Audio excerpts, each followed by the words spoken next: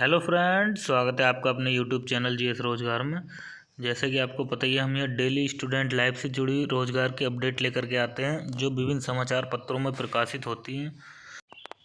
दोस्तों, सुबह की इस वीडियो में बहुत अच्छी अच्छी न्यूज़ होती है रोजगार संबंधी। आज बहुत इंपॉर्टेंट न्यूज़ है और वीडियो थोड़ा लंबा हो सकता है। प्लीज़ वीडियो को स्किप ना किए, लास्ट तक देखें। आपके काम की बहुत चीज़ें हैं और आप लोगों से आगे बढ़ने से पहले एक रिक्वेस्ट रहती है कि प्लीज़ वीडियो को लाइक कर दें और चैनल को सब्सक्राइब कर दें। चलिए शुरू करते हैं आज की वीडियो। नंबर 35,000 सिपाही भर्ती प्रक्रिया अप्रैल से शुरू करने की तैयारी है। ये जो है बहुप्रतीक्षित 35,757 पुलिस कांस्टेबल की भर्ती है। आपको पता ही है, बहुत दिनों से इसकी चर्चा चल रही है। पुलिस भर्ती एवं प्रोन्नति बोर्ड सीधी भर्ती की परीक्षा कराने के लिए निविदा के जरिए कई कंपनियों को अपन आमंत्रित करेगा। भर्ती बोर्ड यह कवायद पहले भी कर चुका है, लेकिन सिर्फ एक ही कंपनी के निविदा में भाग लेने से प्रक्रिया निरस्त कर दी गई थी। भर्ती बोर्ड को नागरिक पुलिस के 26,210 सिपाही और फायरमैन के 1,007 और पीएसी के 8,540 आरक्षियों की सीधी भर्ती का अध्याचन अगस्त 2022 में मिला था। वर्तमान में भर्ती बोर्ड सिपाही के 534 पदों पर कुशल खिलाड़ियों की भर्ती प्रक्रिया को पूरा करने जा रहा है। आपको पता है कि 534 पदों पे स्पोर्ट कोटे के तहत भर्ती चल रही है। 31 मार्च तक ये भर्ती प्रक्रिया पूरी हो जाएगी। इसके बाद अप्रैल के पहले सप्ताह में सिपाहियों की सीधी भर्ती की कवायद शुरू की जाएगी। आपको मैं बता दूं कि अप्रैल के पहले हफ्ते में ऑनलाइन फॉर्म नहीं आएंगे, अभी सिर्फ कवायद यानी प्रक्रिया शुरू होगी। सूत्रों की माने तो इस बार कई कंपनियां प्रक्रिया में हिस्सा ले सकती हैं। निविदा प्रक्रिया पूरा होने के बाद अभ्यर्थियों से आवेदन मांगे जाएंगे। यह परीक्षा ऑनलाइन होगी अथवा ऑफलाइन, इस पर अभी निर्णय होना बाकी। तो दोस्तों, अपनी तैयारी मजबूत रखें। किसी भी महीने में आ सकती है भर्ती, लेकिन इतना पता है कि अप्रैल से इसकी प्रक्रिया चालू हो जाएगी। तो दोस्तों, आप लोग बिल्कुल भी परेशान ना हों और इससे संबंधित अपडेट मैं आपको देता रहूँगा और अपनी तैयारी बिल्कुल जारी रखें, अपने शरीर का ध्यान रखें। अगली देख लेते खबर यही है, सिपाही भर्ती के लिए कार्यदायी संस्था की चयन की तैयारी हो रही है, जो मैंने आपको बता ही दिया। इसकी प्रक्रिया लिखित परीक्षा कराने की निविदाएँ आमंत्रित कर दी हैं। एक ही कंपनी की वजह से पहले नहीं हो पा रहा था, इस बार जो है कई कंपनी का आने की उम्मीद है। और इस समय जो स्पोर्ट कोटे के तहत भर्ती चल रही है 534 पदों पर, वो आपको पता ही है। उनका कौशल परीक्षण 26 से है। स्किल टेस्ट यानी हैंडबॉल, तैराकी व वॉलीबॉल के लिए अभिलेखों की जांच तथा खेल कौशल परीक्षण की तिथि जारी कर दी गई है। लखनऊ के महानगर स्थित 35वीं वाहिनी में इनकी जांच की जाएगी, इनके परीक्षण की। और 26-27 मार्च को सुबह 7:30 बजे ये परीक्षा होगी। तैराकी के खिलाड़ियों के लिए 28 व 29 मार्च और वॉलीबॉल के खिलाड़ियों के लिए 30 तथा 31 मार्च निर्धारित की गई है। ये स्पोर्ट कोटे की हैं, आपको पता ही है। ये सीधी भर्ती जिसकी बात चल रही है, ये सीधी भर्ती होगी, जिसकी अप्रैल में आपको इसकी प्रक्रिया शुरू होगी। एक बार फिर बता दूं, आवेदन नहीं लिए जाएंगे। अगली खबर देख लेते हैं, नए आयोग के गठन के बाद ही शिक्षक भर्ती शुरू होने के आसार। आपको पता ही है कि टीजीटी और पीजीटी और इसके साथ ही असिस्टेंट प्रोफेसर के जो 1,017 पद हैं, उसकी भर्ती प्रक्रिया फंसी पड़ी है। तो देख लेते हैं, आवेदन के 7 माह बाद भी परीक्षाएं नहीं करा सकी परीक्षा तिथि। आपको पता ही है, नए शिक्षा सेवा आयोग के गठन के बाद ही ये दोनों भर्तियां शुरू हो सकेंगी। असिस्टेंट प्रोफेसर के 1,017 पद और टीजीटी पीजीटी के 4163 पदों पर भर्ती के लिए अगस्त 2022 में ही आवेदन प्रक्रिया पूरी हो चुकी है। असिस्टेंट प्रोफेसर भर्ती के लिए 1.14 लाख अभ्यर्थी और टीजीटी पीजीटी के लिए 13.19 लाख अभ्यर्थियों ने आवेदन किए हैं। 7 माह हो चुके हैं, लेकिन परीक्षा की तिथि अभी तक घोषित नहीं की है। उधर प्रदेश सरकार की ओर से नए शिक्षा सेवा चयन आयोग के गठन की प्रक्रिया भी तेज कर दी गई है। नए शिक्षा सेवा चयन आयोग के तहत प्राइमरी से लेकर उच्च शिक्षा तक शिक्षकों की भर्ती की जिम्मेदारी इसी आयोग के पास होगी। माना जा रहा है कि नए शिक्षा सेवा चयन आयोग के गठन होने के बाद ही शिक्षक भर्ती आने की संभावना है।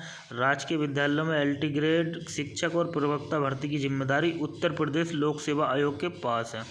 आपको बता दें कि जो नया शिक्षा सेवा चयन बनेगा, उससे कौन सी भर्ती होगी, प्राइमरी और उच्च प्राथमिक। और जो UPPSC है, वो आपको पता ही है LT ग्रेड और प्रवक्ता भर्ती कराती है। आयोग के पास 1 साल से LT ग्रेड शिक्षक के 6,000 से अधिक पदों का अध्याचन पड़ा है, लेकिन आयोग भर्ती का विज्ञापन जारी नहीं कर रहा। शिक्षा सेवा चयन आयोग के गठन के बाद ये भर्तियां नए आयोग के पास भेजे जाएंगे। वहीं प्राइमरी विद्यालयों में वर्ष 2018 से कोई भर्ती नहीं हुई है। 69,000 भर्ती के बाद कोई भर्ती नहीं हुई है। चर्चा है कि नए शिक्षा सेवा चयन आयोग के गठन के बाद ही ये भर्ती प्रक्रिया शुरू होगी। भर्ती संस्थाओं की कार्यप्रणाली भी यही संकेत दे रही है कि उन्हें नए शिक्षा सेवा चयन आयोग के गठन का इंतजार है। चयन बोर्ड में सदस्यों के सभी पद खाली हैं, आपको पता ही है। 10 सदस्य हैं, सभी पद रिक्त पड़े हैं। अध्यक्ष का कार्यकाल भी 8 अप्रैल को पूरा हो जाएगा। टीजीटी पीजीटी भर्ती के लिए आवेदन करने वाले 13 लाख से अधिक अभ्यर्थी 7 माह से परीक्षा तिथि नहीं घोषित होने से इंतजार कर रहे हैं, लेकिन सदस्यों की नियुक्ति होने से कोरम पूरा नहीं हो पा रहा है। अध्यक्ष के बाद स्थिति और बिगड़ जाएगी। अध्यक्ष और सदस्यों की नियुक्ति की प्रक्रिया अब तक शुरू नहीं हो सकी है। ऐसे में माना जा रहा है कि टीजीटी पीजीटी भर्ती प्रक्रिया भी नई शिक्षा सेवा चयन आयोग के गठन के बाद ही पूरी होगी। आपको बताया, छात्र चाहते हैं कि नया जो आयोग बने उसका मुख्यालय प्रयागराज में ही हो, लेकिन उम्मीद जताई जा रही है कि इसका मुख्यालय लखनऊ में भी हो सकता है। और अभ्यर्थियों का कहना है कि सबसे ज़्यादा तैयारी जो है प्रयागराज में रहकर ही करते हैं, तो उनको आसानी रहेगी। तो दोस्तों, ये जब तक नया शिक्षा सेवा चयन आयोग बोर्ड नहीं बनेगा तब तक कोई प्रक्रिया पूरी नहीं है, आगे नहीं बढ़ेगी बिल्कुल। ऐसे ही ये 1017 पद जो असिस्टेंट प्रोफेसर के हैं उसके बारे में खबर है कि आयोग में 3 सदस्य होने पर शुरू हो सकी भर्ती। फरवरी में रिटायर हो गए थे अध्यक्ष और 2 पद। आपको पता है कि 1017 की भर्ती पर रुकी हुई है। महीने भर में 1 सदस्य की चयन करके यह भर्ती कराई जा सकती है। चयन के लिए 2 वर्ष पहले आवेदन लिया जा चुका है और सर्व कमेटी की बैठक करके 1 सदस्य का चयन किया जा सकता है। ऐसा न होने से अभ्यर्थी परेशान है। हालत यह है कि भर्ती करने वाले का चयन हो रहा है और ना ही युवाओं की भर्ती हो रही है। जुलाई में जारी हुई थी नोटिस। एडेड महाविद्यालयों में असिस्टेंट प्रोफेसर भर्ती के लिए जुलाई में नोटिस जारी किया गया था, जिसमें 90,000 से अधिक अभ्यर्थी ने आवेदन किया। आवेदन लेने के बाद आयोग ने करीब 3 करोड़ रुपए खर्च करके प्रश्न पत्र तैयार कराया। फरवरी में परीक्षा कराने की तैयारी थी, लेकिन फरवरी के पहले सप्ताह में आयोग के अध्यक्ष ईश्वर चरण विश्वकर्मा, रंजना त्रिपाठी और कृष्णा रिटायर हो गए। उनके जाने से आयोग में भर्ती प्रक्रिया ठप हो गई। आयोग में 6 सदस्य और अध्यक्ष के पद हैं। 3 सदस्य के रहने पर कोरम पूरा हो जाएगा। भर्ती प्रक्रिया आगे बढ़ाई जा सकती है। वर्तमान में आयोग में 2 सदस्य हैं। आपको पता ही है कि सदस्यों की नियुक्ति नहीं हो रही है। अगर सदस्यों की नियुक्ति हो जाए तो 1 महीने के अंदर पेपर हो जाएगा, लेकिन ये लोग सब, आपको पता ही है, जब तक शासन की मंशा नहीं होगी तब तक कोई भी काम नहीं होता है। उच्च शिक्षा निदेशालयों में शिकायतों का निस्तारण ऑनलाइन, ऑफलाइन के चलते गुम हो जाती थी फाइलें। हर सप्ताह निदेशक करेंगे समीक्षा। शिकायत पर मिलेगा ऑटो जनरेटेड क्रमांक। तो दोस्तों, ये सबसे मेन खबर हमारी टीजीटी और पीजीटी की है और जो 1017 प्रोफेसर भर्ती हैं उसकी है। तो दोस्तों, जब तक शासन की निर्णय या मंशा नहीं होगी तब तक भर्ती नहीं हो पाएगी। तो चलिए अगली खबर देख लेते हैं। 14 नए मेडिकल कॉलेज बने, 64,690 नए पद सृजित, 26,346 बेड। बड़े अस्पतालों में मेडिकल की पढ़ाई के मौके, बीमारियों पर काबू पाने के साथ बड़ी सेवाओं की गुणवत्ता। साल भर में 8 लाख गरीबों का इलाज। आशा वर्कर को स्मार्टफोन देकर योजनाओं की निगरानी कराई जाएगी, जैसा कि पता ही है। तो ये 14 नए सरकारी मेडिकल कॉलेज बन के तैयार हैं और इसमें जो है 64,690 पद सृजित किए जाएंगे। चलिए अगली खबर देख लेते हैं। बिजली निदेशकों की चयन प्रक्रिया के बारे में बात हो रही है। जो इनके डायरेक्टर होते हैं उनकी चयन प्रक्रिया निरस्त किए जाने का बड़ा मामला सामने आया है। चयन प्रक्रिया में दावेदारों की शॉर्ट लिस्टिंग, वरीयता सूची में खेल और कुछ काबिल दावेदारों का आवेदन खारिज किए जाने से ऊर्जा मंत्री ने गंभीरता से प्रकरण को लिया है और इस पूरे प्रकरण को सीएम योगी आदित्यनाथ को अवगत करा दिया है। आवेदन की छटाई में की गई थी मनमानी। 16 अक्टूबर 2022 को इनके इंटरव्यू लिए गए थे और इसके अलावा 7 सदस्य एनटीपीसी, यूपीपीसीएल के आदि कंपनियों के अधिकारी सदस्य होते। चयन समिति ने साक्षात्कार के लिए चयनित उम्मीदवारों का साक्षात्कार 16 अक्टूबर 2022 को लिया था। तो दोस्तों, आप देख सकते हैं इनकी चयन प्रक्रिया निरस्त हो गई है। अगली खबर देख लेते हैं। समय पूर्व मूल्यांकन होने से अप्रैल में आ सकता है यूपी बोर्ड का परिणाम।